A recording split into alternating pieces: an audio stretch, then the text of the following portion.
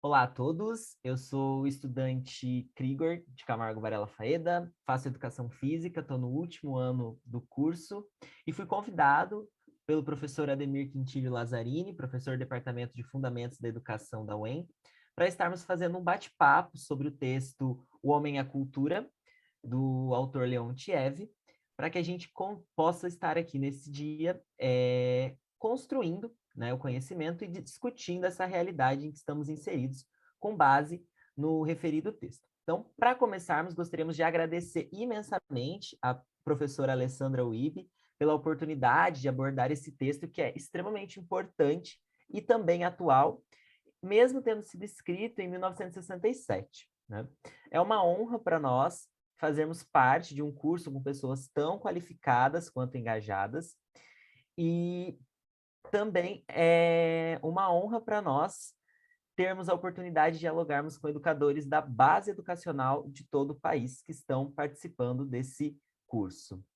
Bom, para começarmos o nosso bate-papo e a nossa discussão sobre o texto O Homem e a Cultura, gostaria de falar um pouquinho sobre ele. Né? O texto, então, pertence a Alexis Leontiev, nascido em 1904, e se constitui em um capítulo do livro O Desenvolvimento do Psiquismo, cujo formato que temos em mãos foi publicado em 1972. Leontiev, junto com seu mestre Levi Vygotsky, nascido em 1896, e com seu companheiro de trabalho Alexander Luria, nascido em 1902, fundaram a psicologia histórico-cultural.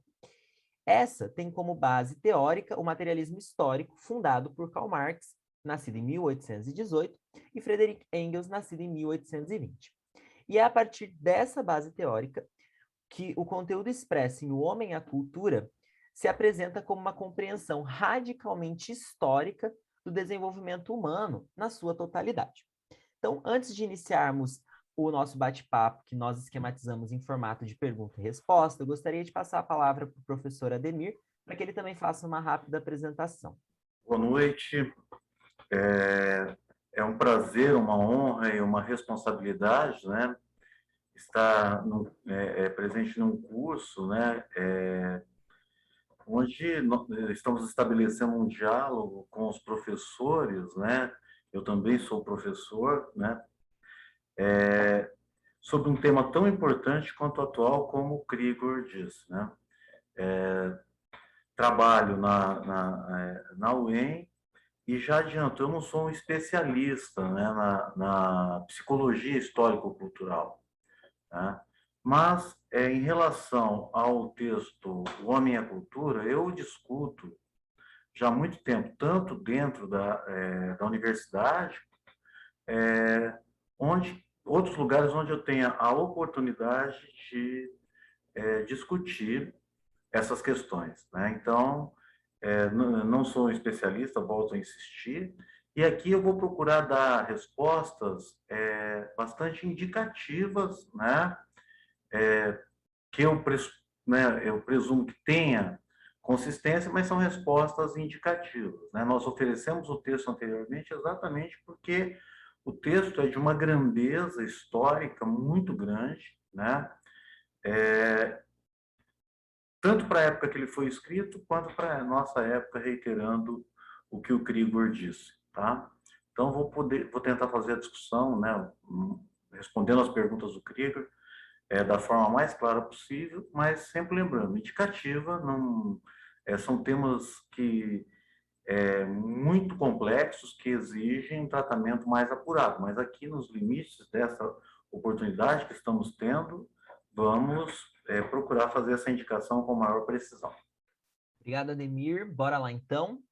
E para começarmos, então, abrirmos esse bate-papo em que eu vou fazer algumas perguntas que foram pensadas após a releitura do texto. É um texto que eu já li algumas vezes, gosto muito dele também por conta do rigor teórico, da qualidade científica que o texto apresenta, e também porque ele é um texto combativo. Né? Leontiev escreve ele com uma intenção muito clara de combater teorias conservadoras e reacionárias, mas a gente conversa um pouquinho sobre isso já já. Né? Antes disso, professor, eu queria ver contigo o comecinho do texto, né? Começar pelo começo.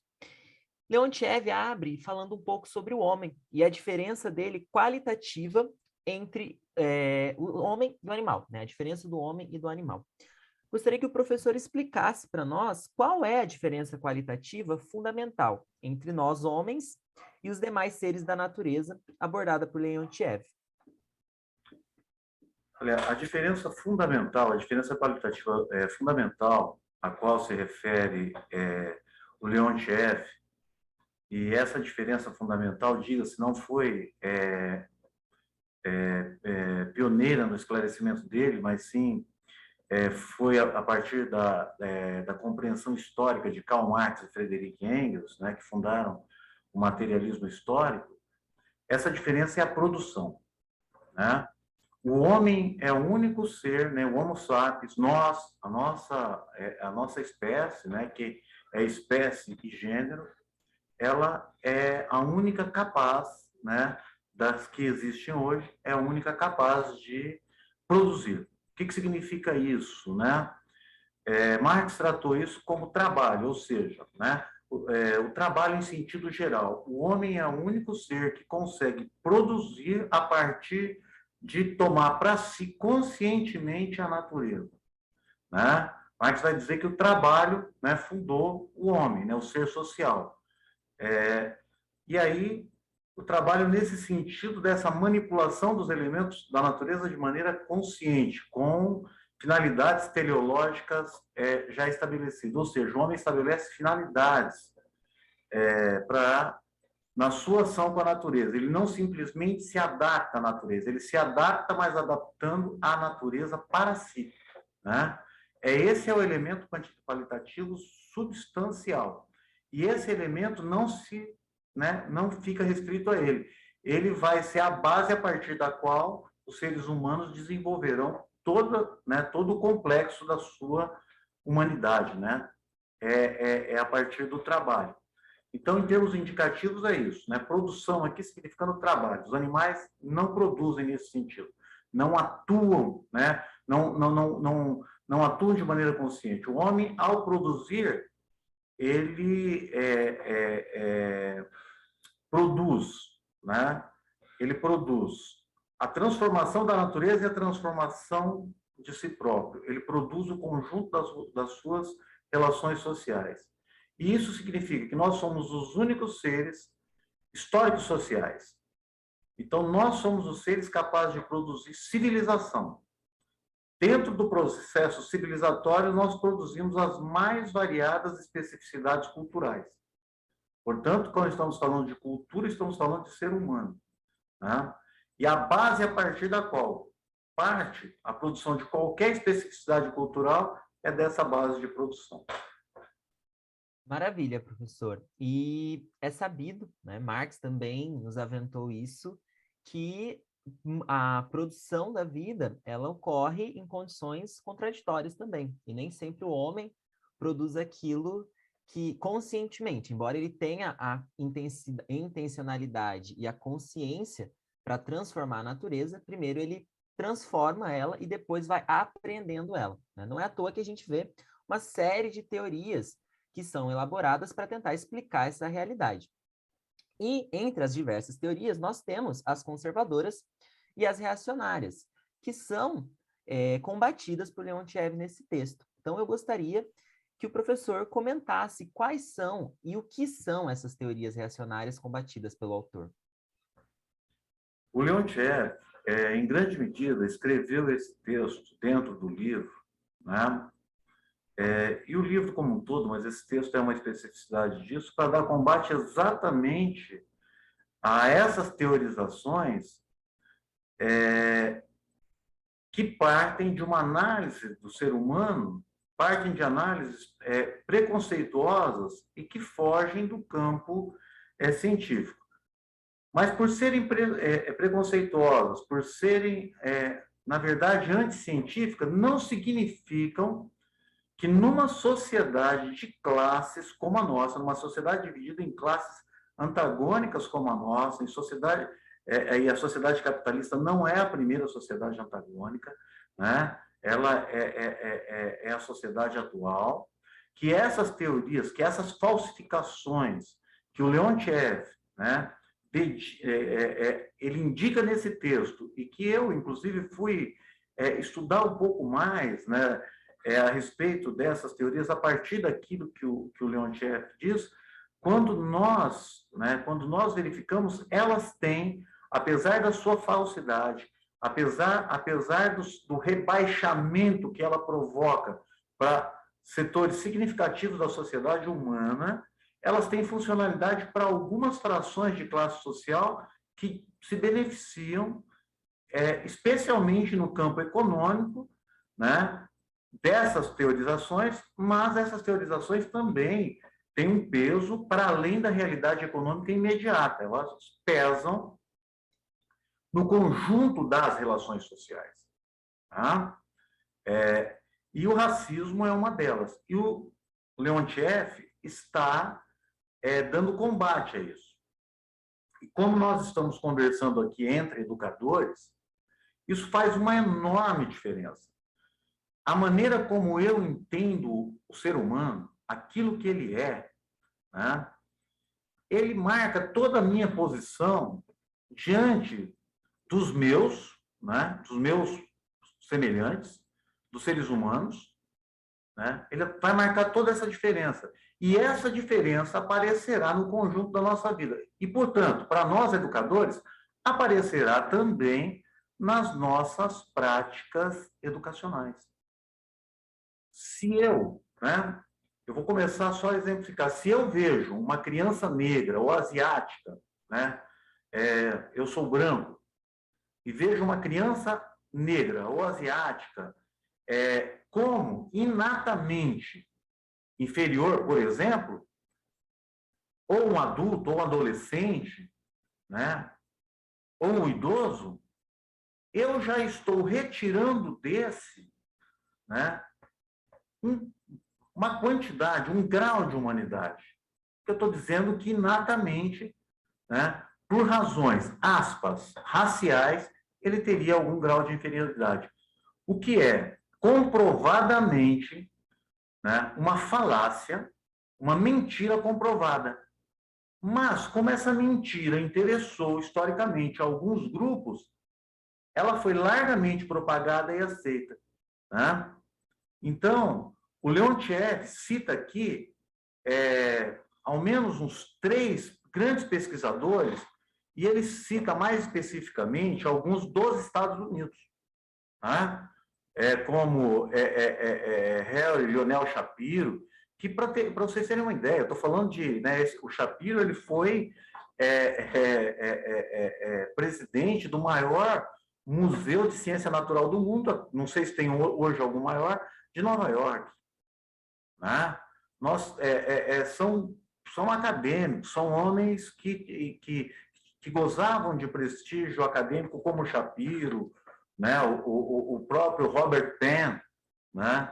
Mas isso não está circunscrito aos Estados Unidos e esses autores. Né? O que eu quero dizer é que isso não foi produzido numa rede de WhatsApp, né, por algum grupo de reacionários brasileiros da atualidade. Né? Essas teorias, é bom que se digam, que elas têm origem no século XIX. Tá? Este é o primeiro movimento da minha resposta. Tirar essa ilusão que isso é um senso comum de conversas aleatórias. Não. Isso foi produzido pelo pensamento, pelo aquilo que nós vamos chamar de pensamento conservador ou reacionário burguês, porque pertence ao mundo capitalista e é favorável a ele, por estudiosos que, direta ou indiretamente, né, tinham a ganhar com isso. No caso dos Estados Unidos, é notório que era uma forma de justificar as leis racistas, chamadas de Lei Jim Crow, que logo depois da abolição da escravatura nos Estados Unidos, em 1876, vão se tornar vigentes. Essas leis permanecerão vigentes em pelo menos 19 estados dos Estados Unidos até pelo menos 1958. E permanecerão nos últimos estados até 1968. Inclusive, o movimento da luta pela igualdade civil, coordenada pelo reverendo Martin Luther King, era a favor disso. Como vocês bem sabem, nos Estados Unidos, até 1968, em alguns estados, especialmente nos estados do centro-sul dos Estados Unidos, brancos e negros não sentavam sequer no mesmo banco, não podiam, né, frequentar as mesmas escolas, né? O primeiro negro universitário que estudou em Oklahoma, né, sentava separado, né, isso em 1956, sentava separado dos demais alunos, não podia se usar o mesmo banheiro, né? Então, essa é a primeira parte dessa resposta, né? A segunda parte diz respeito às próprias, o próprio caráter específico das teorias racistas, que eu não posso desenvolver muito aqui. Mas você tem as teorias puramente racistas, que são aquelas que têm origem na produção europeia do século XIX. É interessante notar que tanto no racismo puro, ele é de origem, uma teoria de origem francesa, né? Escrita pelo teórico Arthur de Gobineau, né? A primeira obra racista, Ensaio sobre a Desigualdade das Raças, é de 1855. Mas essa data, esse autor não são aleatórios. Ele era um embaixador francês e a França vivia um momento de expansão colonial, tal qual a Inglaterra. E veja, as teorias de purificação da raça, né, ou de purificação genética, foram criadas não na Alemanha, elas foram disseminadas em larga escala na Alemanha no final do século XIX, especialmente no século XX com o nazismo. Mas nasceu na Inglaterra. O primeiro teórico da eugenia é Francis Galton, né? Essas são as teorias de racismo puro, que preconizam a superioridade racial, né? Na Alemanha, né, a terra do nazismo, o que não significa que todos os alemães eram nazistas, vamos deixar muito claro isso, tá? Aliás, quem apoiou o nazismo, quem financiou a ascensão do nazismo na Alemanha, em termos financeiros, foi a burguesia latifundiária, chamada de Juncker, e a burguesia industrial, para deixar muito bem claro. Muita gente na Alemanha morreu lutando contra isso, tá? Então, é só para deixar muito bem claro, para não se cometer essa injustiça histórica com o conjunto dos alemães. O grande teórico racista do nazismo, não foi o único, mas foi o principal dele, chamava-se Alfred Rosenberg. O Alfred Rosenberg, ele se baseia tanto na obra do Gobineau, francês, quanto na obra do eugenista inglês Francis Galton, como de outros, né? Então, essa é uma das vertentes. A segunda vertente do racismo, ela se chama teoria de dupla determinação. Ela foi formulada na sua base por um inglês chamado Herbert Spencer, né? O inglês.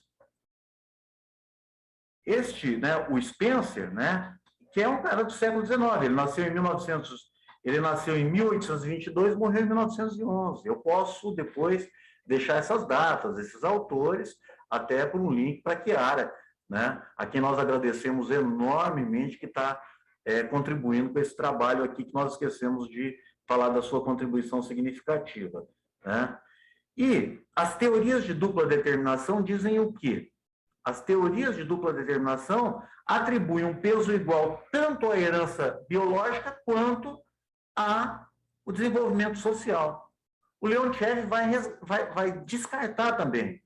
Vai falar que é uma maneira mais sutil de preconizar as teorias racistas ou teorias que atribuem à herança biológica e não às leis sociais papéis preponderantes, né?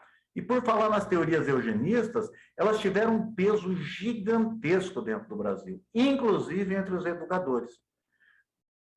Pelo tempo curto que nós temos aqui, eu vou citar um, Fernando de Azevedo, signatário do Manifesto dos Pioneiros da Educação Nova, dos expoentes intelectuais da educação brasileira, é claro que da educação burguesa, né, um representante da elite intelectual burguesa do país, Fernando de Azevedo, né, mas um expoente.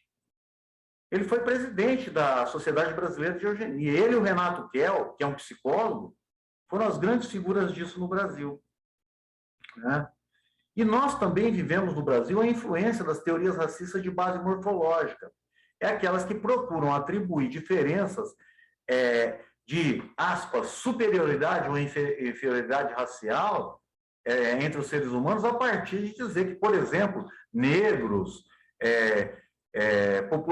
integrantes de populações originais, como os indígenas brasileiros ou dos Estados Unidos, né, possuíssem cérebros menores. A antropomorfia ajudou muito nisso.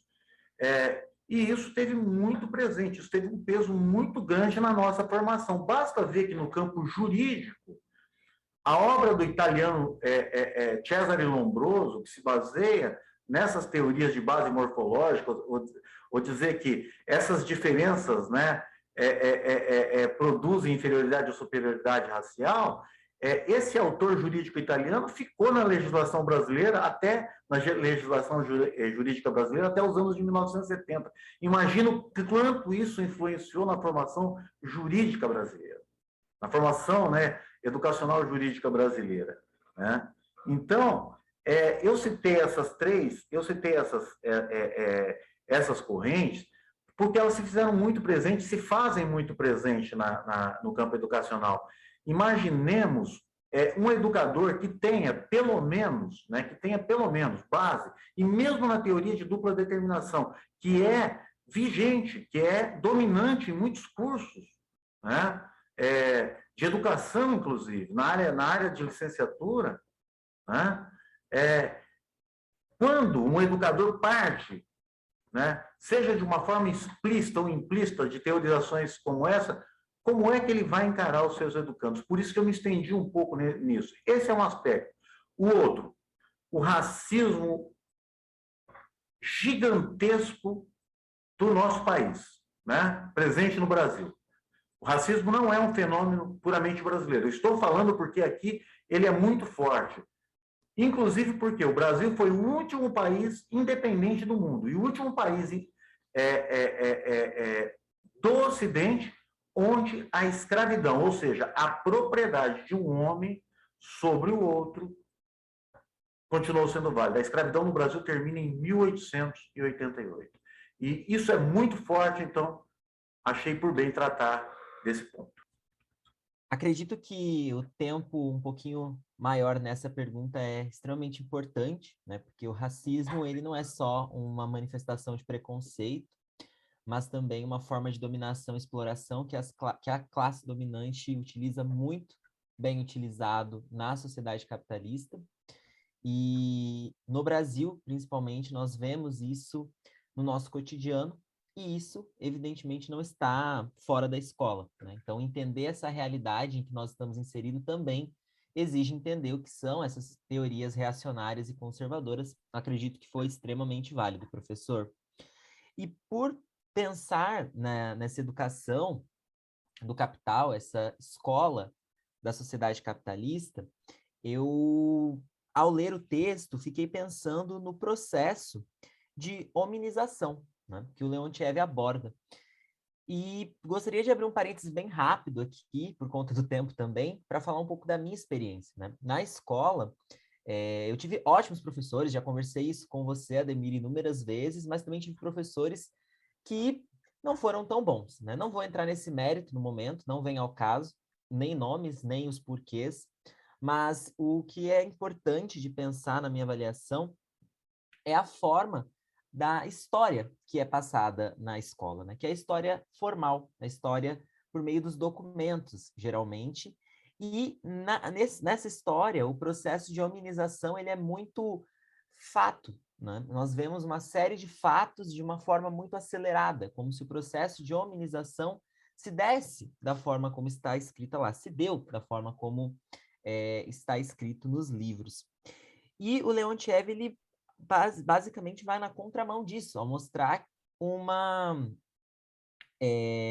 outra perspectiva desse processo, né? Então, gostaria que o professor comentasse um pouco do que se constitui esse processo de hominização apresentado por Leontiev na parte mais fundamental, né?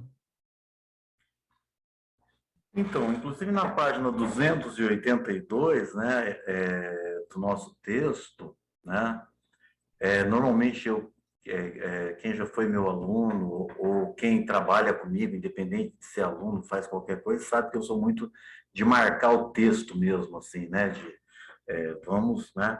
Então, Leontiev fala da humanização nessa parte do texto, começa na página 282.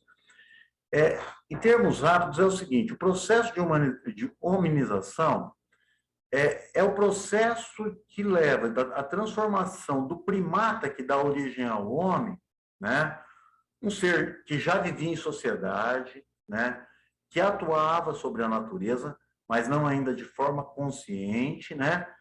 E exatamente o ponto de inflexão, né? O ponto de inflexão da hominização, que vai dar origem ao processo de humanização, ou seja, de desenvolvimento, né, de nós como Homo sapiens, foi exatamente a capacidade de produzir, ou seja, o trabalho, né?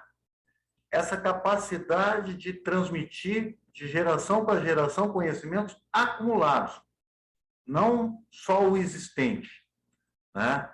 Então, veja, se é possível nós falarmos aqui de maneira sintética do processo de humanização, é o processo que leva à passagem, né, do primata, que nos dá origem, à condição de Homo sapiens, ou seja, de um ser que já atuava na natureza, que vivia em bandos, e aliás foi por isso que ele sobreviveu, dado a sua fragilidade individual, né, individualmente, né, solto a uma existência individual, depois de já formado como homem, né, nós seres humanos somos muito frágeis, né, em determinadas circunstâncias.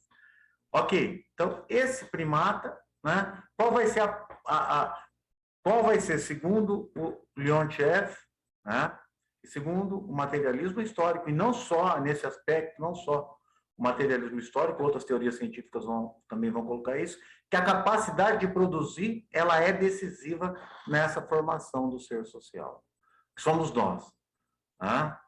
E aí eu só chamaria a atenção de uma coisa: não é por acaso que nós falamos em idade da pedra lascada, idade da pedra polida, idade do bronze, quando começam os metais. Porque essas definições dizem respeito às formas como nós produzimos a nossa vida, da qual a mais antiga é a pedra lascada, que nós temos conhecimento científico, não um conhecimento científico para comprovar, já largamente comprovado e documentado. Esse é, em linhas gerais, em termos indicativos, o processo da humanização, né, com a sua inflexão pelo trabalho na humanização, que é esse nosso processo que nós estamos nele aqui até hoje. Maravilha. E é importante sempre reiterar que esse processo é constante, né? Embora nós já estejamos constitutivamente formados, com todos os pressupostos biológicos prontos, o homem continua se transformando pelo trabalho historicamente e eternamente, enquanto existir humanidade. E partindo disso, professor, eu gostaria que você fizesse um comentário sobre a seguinte frase que está na página 281, um pouquinho antes da 282. O homem definitivamente formado possui já todas as propriedades biológicas necessárias ao seu desenvolvimento sócio-histórico ilimitado. Peço isso porque foi uma das frases que mais me chamaram a atenção em todas as vezes que eu li esse texto, né? Eu vejo que ela tem elementos fundamentais para a compreensão do próprio texto e também para a compreensão da realidade. Olha, Krigor, essa tua questão, ela continua anterior. Depois, né, que demos aquilo que Lukács chama, corretamente, a meu ver, de salto ontológico. Saímos da condição da animalidade, né, de seres determinados por leis biológicas e subordinados à natureza. para seres sócio-históricos determinados por leis sociais, mesmo continuando sendo seres biológicos, determinados por leis sociais que nós mesmos criamos, né? Então, todo ser sapiens, todo ser humano, todo ser histórico-social, a menos que no seu nascimento tenha patologias que o impossibilite, mas que o impossibilite de se desenvolver, mas mesmo assim algumas dessas patologias podem ser curadas ou minimizadas, né? Já vamos deixar claro isso aqui, inclusive até porque o nosso autor Leontiev trabalhou nisso também. Todos os seres humanos, todos, têm a potencialidade do desenvolvimento segundo as condições sociais mais desenvolvidas da sua época. Né? Mesmo que ele nasça numa situação histórica onde o mais desenvolvido não exista, mas se você levar ele para um lugar que tem um mais alto grau de desenvolvimento, ele se desenvolverá. Então, essa é digamos, as potencialidades humanas estão postas, as potencialidades humanas de ser histórico-social estão postas em todos nós, independente da coloração da nossa pele, da dimensão do nosso nariz, do nosso tórax, da nossa estatura. Elas estão, né? Mas são potencialidades. Elas precisam ser desenvolvidas. E como elas se desenvolvem? Nas nossas relações sociais. Porque, veja, nós temos uma larga experiência de seres humanos, né, que nasceram principalmente em situações de acidente, de perdas, e que foram, né, criados por animais. Eles não têm nenhuma linguagem, eles não têm nenhuma consciência humana. A história do menino, né, as histórias dos meninos lobos, mas as histórias, inclusive o Leontiev cita, né, de seres humanos que não foram devorados, que não foram comidos e que se criaram junto com outros animais. Nem uma das nossas formas de comunicação, que é a linguagem falada, ninguém nasce sabendo falar em hindu, português, inglês, nem isso. E, aliás, entre esses seres humanos, por exemplo, aqueles que ficaram junto a matilhas de lobos, não andavam, porque andar é um aprendizado que nós aprendemos em sociedade humana. Então, nós nascemos com potencialidades, né? E desenvolvemos nas relações sociais. Mas eu ainda acrescento mais uma coisa. O Leontiev nos dá um exemplo de uma antropóloga, né, francesa, que ainda está, né, deve estar muito velhinha, mas me parece que está viva ainda, que ela foi adotada por um antropólogo que estava numa pesquisa aqui na América do Sul, no Paraguai. Uma criança de uma tribo chamada Guayaquil. Né? Essa tribo, a sua atividade principal era a coleta do mel. Tanto é que o seu nome diz respeito a essa atividade. Tá? Essa menina foi deixada para trás pela sua tribo, ou durante um ataque de algum animal, pode ter, né? Não necessariamente ter sido abandonada, e ela foi adotada por um antropólogo francês, né? Que, se eu lembrar o nome, direi aqui. Tá? E ela foi para a França. É só um exemplo que o Leontiev dá. Ela mesma se tornou uma antropóloga que veio depois estudar, né, o seu agrupamento originário. Ela falava 4 idiomas, ela tinha tudo que uma jovem francesa, uma mulher francesa muito bem formada tinha. Veja, ela era de uma tribo, nasceu numa tribo de caçadores, né, e coletores. Mais coletores, porque a sua atividade principal é a coleta do mel. E ela se transformou numa grande intelectual europeia.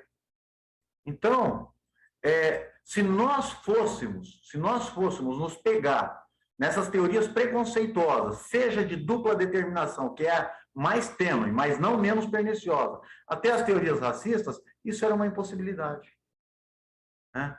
O que determinou isso, que determinou em termos sociais, foi a possibilidade. Não é quando o antropólogo adotou que já estava definido, não. Foi o seu desenvolvimento histórico-social naquele meio que lhe possibilitou, inclusive, voltar no Paraguai para pesquisar. Né? Diga-se de passagem, ela já encontrou esses indígenas dentro de uma reserva, em outra condição do que aquela que ela nasceu. Certo, só para precisarmos aqui, o antropólogo citado pelo professor é o Velard, já localizado aqui no texto. Bom, Ótimo, obrigado, Crigo. Obrigado pelo complemento. Tá? É lá mesmo, tá? Grande partindo antropólogo. então dessa fala, professor, fica muito marcado no texto, inclusive o Leontiev escreve, né, que nós, enquanto homens, precisamos nos construir enquanto homens, aprender a ser homens, né? Na página 290, nós temos a seguinte frase: as aquisições do desenvolvimento histórico das aptidões humanas não são simplesmente dadas aos homens nos fenômenos objetivos da cultura material e espiritual que os encarnam, mas são aí apenas postas. Eu acredito que essa frase, ela nos dá material também para discutirmos esse aprender a ser homem. E eu gostaria que o professor comentasse um pouquinho sobre ela. Crior, assim, a gente pode fazer até uma continuação da resposta anterior, mas nós precisamos lembrar, né, que todo ser social nasce com pelo menos três potencialidades, né, que são as bases que irão desenvolver todo o nosso complexo humano, né? Então, veja bem, vamos só pegar as três categorias. Produção, trabalho. Todos nós temos a potencialidade de atuar dentro da sociedade nas mais diversas funções produtivas da sociedade, tá? Todos nós temos essas potencialidades. Elas precisam ser desenvolvidas, precisa que haja condições para que elas sejam desenvolvidas. Se eu nunca apresentar um computador a alguém, se eu nunca der acesso a alguém a um computador, oferecer algumas bases escritas ou sob forma de educação sistemática, com aulas e tal, né? Eu tenho que oferecer o instrumental, ensinar. Esse ensino pode ser direto, pode ser por meio de apostilas, digamos assim, livros e tal. Então, trabalho, produção. Todos nós, seres humanos, temos essa capacidade e é isso que está na base de qualquer sociedade. Nenhuma sociedade humana existe sem produção. Tá? E essa produção é sempre social. Tá? Outra coisa, comunicação racionalmente articulada. Outros animais se comunicam, mas a comunicação desses animais, ela é prioritariamente ditada pela herança biológica. As alterações no mesmo animal podem advir da circunstância geográfica que ele vive. No máximo, é esse tipo de alteração. Tá? Nós não. Nós produzimos as mais variadas formas de comunicação articulada. A fala, né? A escrita, que é recente na história da humanidade, 6.000 anos, 6.500 anos, são os documentos mais antigos. Alguém fala, pô, você está falando 6.500 anos, para a história da humanidade, que nós conhecemos, do Homo sapiens, são 300.000 anos no mínimo. 6.000 não é tanto. Então, produção, né, trabalho, comunicação articulada, as suas mais variadas formas, né? Inclusive quando estamos, seja por nascimento, seja por perda de acidente, por alguma patologia, perdemos a fala, temos outras formas de linguagem extraordinariamente desenvolvidas, tá? E outra questão que nos diz respeito mais rapidamente, educação. Não simplesmente a educação escolar. Essa educação escolar tem aproximadamente, ela surgiu com os gregos, 2.600 anos. É uma novata também, tá? Em termos históricos gerais, da nossa história de Homo sapiens. Então, por que eu frisei essas três categorias? Para dizer o seguinte, né? Que essa frase, né, essa passagem do Leontiev já nos diz, e o Lukács cita muito isso também, Jorge Lukács, pensador marxista do século XX, também chama muito atenção para isso com base no Marx, é o seguinte, nós não há uma herança direta, histórico-social, para nós enquanto Homo sapiens. Nós precisamos aprender. E nós aprendemos, pelo menos de duas grandes maneiras. Pela nossa pela nossa inserção com as sociedades pretéritas e com o nosso presente, indicando para o futuro, de uma forma assistemática, fazendo observações, ponderações, vendo os outros fazerem, tirando lições, e de forma também que nos é posto de maneira direta pelos processos educativos, que não são apenas os escolares, as, por atividades educativas diretivas, ou seja, que tem um objetivo traçado para ensinar determinadas coisas, com determinados métodos, com determinados objetivos. Então, por essa cultura no ser humano, tem essas duas grandes possibilidades, pela própria existência cotidiana e também pela existência cotidiana, mas de forma diretiva, né? Que são a forma diretiva que nós conhecemos, são as formas de educação escolar que nós temos, tá? Nós, quando nós vamos, por exemplo, inserir uma criança na alfabetização, nós vamos ter métodos, objetivos, um tempo, né, que nós vamos, né, adotar determinados métodos, né, podemos adotar métodos analíticos ou métodos sintéticos e tal, mas seja qual for ele é diretivo, né? Assim, quando vamos ensinar ciências, né, e também quando vai se ensinar de uma maneira diretiva, por exemplo, na área militar, no Exército, né? Em outras áreas. A educação sistemática, a gente chama de educação sistemática diretiva, porque ela apresenta finalidades a priori, seja escrita, seja por costume, né? Então, é isso, né? Na minha avaliação, é isso que significa por civilidade no homem, né? Mas sempre lembrando, nenhum de nós é simplesmente ser passivo. Nós nos fazemos em sociedade e nós aprendemos, podemos fazer diferente, podemos produzir transformações, né? Eu posso aprender a desenvolver, por exemplo, matemática, equação de segundo grau, né? Eu só estou dando um exemplo aqui. Eu precisava, no começo, de umas 10 linhas para resolver uma equação, né? Na explicação do meu professor, que era a mais correta possível para que eu tivesse todos os elementos. Quando eu me desenvolvi naquilo, eu consegui desenvolver em 2, 3 linhas. Outros conseguem desenvolver outras formas de ensinar, né? Alguns colegas meus me ensinaram aquilo, né? Então, isso não é unilateral, quando nós falamos que, digamos, as gerações mais velhas, os educadores sistemáticos, nos apresentam e nos ensinam um conhecimento que nós aprendemos. Nós podemos aprender daquele jeito e desenvolver de outra forma. E podemos até nos tornar cientistas e desenvolver aquilo de uma forma diferente. Tá? Seria basicamente isso. Maravilha. E se o professor me permite, eu gostaria de fazer a indicação do documentário Borboletas de Zagorski, que eu acredito que mostra bastante essa potencialidade do ser social, né? A potencialidade de se desenvolver, de vir a ser, que é um documentário com base na experiência de Zagorski, que teve como base de desenvolvimento das suas atividades os estudos, principalmente do Vygotsky, né? Mas claramente do Vygotsky, do Luria e do Leontiev. Então, fica a indicação, é um ótimo documentário para pensarmos essas potencialidades do ser social, principalmente das pessoas com deficiência. Diga lá. Grigor, se me permite, só para... esse exemplo que o Grigor citou é fantástico, eu só vou reiterar, não pela falta de clareza da apresentação dele.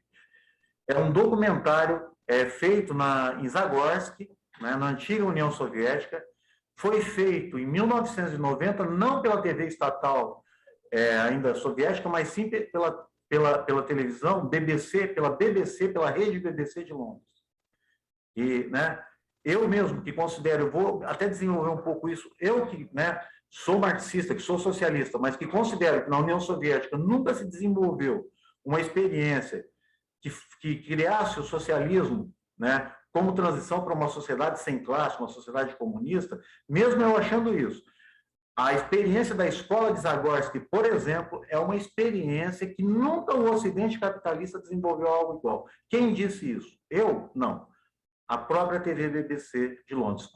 Vale muito a pena. E, realmente, essa escola foi desenvolvida com base nos estudos de defeitologia de Lev Vygotsky, que foi mestre e amigo do Leontiev, do Alexander Luria e do próprio Leontiev, né? Haja visto que Luria e Leontiev já haviam desenvolvido um hospital para aqueles que voltavam da guerra, tá? Da Segunda Guerra Mundial, que voltavam completamente tolhidos fisicamente da guerra, e tinha um hospital para tentar reaver os seus movimentos, né? Para ter uma ideia de como as nossas leis histórico-sociais influenciam na nossa base fisiológica. Por exemplo, o nosso cérebro é o único capaz de desenvolver neoformações que, mesmo você perdendo fisicamente, né,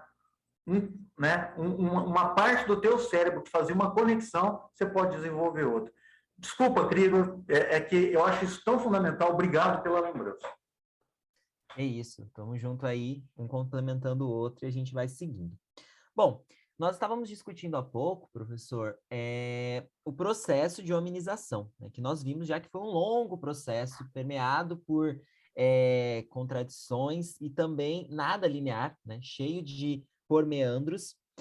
E esse homem constitutivo, como o professor comentou na pergunta anterior,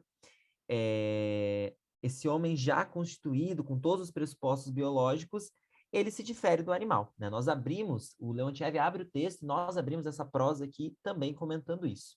Só que eu queria comentar um pouco agora sobre entender e estudar essa diferença, né? Se o professor pudesse, de maneira sintética, explicar a diferença qualitativa entre um estudo do homem em relação ao estudo dos animais, seria muito bom para a gente pensar um pouquinho isso. O Leontiev, né, e os cientistas fazem essa diferenciação qualitativa em poucas palavras, né, dado o nosso tempo aqui, da seguinte forma. No reino animal, você estuda alguns indivíduos de uma espécie e você tem a maior parte das respostas, né, excetuando diferenças geográficas que vão repercutir sobre a sua base fisiológica e sobre a prevalência das leis biológicas sobre esses animais, né? É claro que há diferenças entre um urso negro e um urso polar, evidentemente, mas estudando alguns indivíduos da espécie, você entende a espécie. O estudo sobre o homem é de uma outra característica, porque você vai estar diante de um ser que não cuja determinação fundamental, aquilo que o faz ser um ser diferente, não são as leis da hereditariedade. Não são os aspectos biológicos, fisiológicos, genéticos, mas sim, né, um ser biológico cuja predominância do seu desenvolvimento se dá pela sua própria construção histórica. Então, só para dar um exemplo, né? Olha a dificuldade. Então, nós temos aqui o Krieger, né? Um jovem de 20 e poucos anos, que tem um determinado grau de formação, até que eu considero, pelo menos, bastante elevado. Dentro do próprio Brasil, você vai encontrar jovens do Brasil, hein? Tá? Jovens da idade do Krieger que são analfabetos funcionais, às vezes no melhor dos casos, ou que podem fazer parte dos 11 milhões de analfabetos totais, crassos, que nós temos no Brasil. Tá? Eles são da mesma espécie do Krieger. Nasceram com as mesmas potencialidades humanas. Só para dar mais um exemplo, talvez essa conversa, infelizmente, que nós estamos tendo aqui, eu e o Krieger, fosse para um jovem da idade do Krieger, né, brasileiro, totalmente ininteligível, ele não conseguiria compreender nada dessa conversa, o que é uma pena. E não é porque o Krieger seja um gênio, ou eu seja, ou a Chiara, não. É porque nós temos instrumentais, né? Potências em nós foram, né, elas foram acordadas e desenvolvidas, né? Com o nosso nível de autonomia relativa, mas foram desenvolvidas, né? Pelo quê? Um raio num dia do céu azul, uma enzima nossa, do nosso organismo, não. Porque nós tivemos a oportunidade de estudar. Tá? Agora, imaginemos como se nós pegarmos o Krigor, por exemplo, em uma comparação dele com uma tribo brasileira que vive próximo, entre o Pará e o Mato Grosso, e a parte norte do Mato Grosso, que, né, praticamente só foi filmada até hoje, né? Outros aqui do nosso país e de outros lugares do mundo praticamente nem chegaram perto. A diferença vai ser muito grande, tá? Igual era da menina Guayaquil, que foi resgatada. Agora, se um determinado indivíduo for posto numa determinada condição, se ele tiver em condições, digamos, normais de saúde, né? E for dado a ele o instrumental, né? E as melhores condições, ele vai aprender a culinária de um lugar que ele nunca viu, ele vai aprender, né, as línguas, desde que isso seja possibilitado. Tá? Então, é nesse sentido que eu colocaria essa diferença qualitativa. Nós, seres humanos, você não investiga alguns indivíduos, você tem que investigar os indivíduos no conjunto social que eles fazem parte, nas especificidades sociais e na sua historicidade. Os animais não têm historicidade, nem os meus magníficos cachorros, como eu sempre costumo dizer para os meus alunos, né? E que, né, o Krigor não foi meu aluno, mas a Chiara, que foi, que sabe que eu falava, né, e falo deles até hoje, porque um deles está, né, falo do que morreu e do que está vivo, mas eles não têm historicidade. Assim como os nossos animais domésticos e os nossos maravilhosos animais silvestres.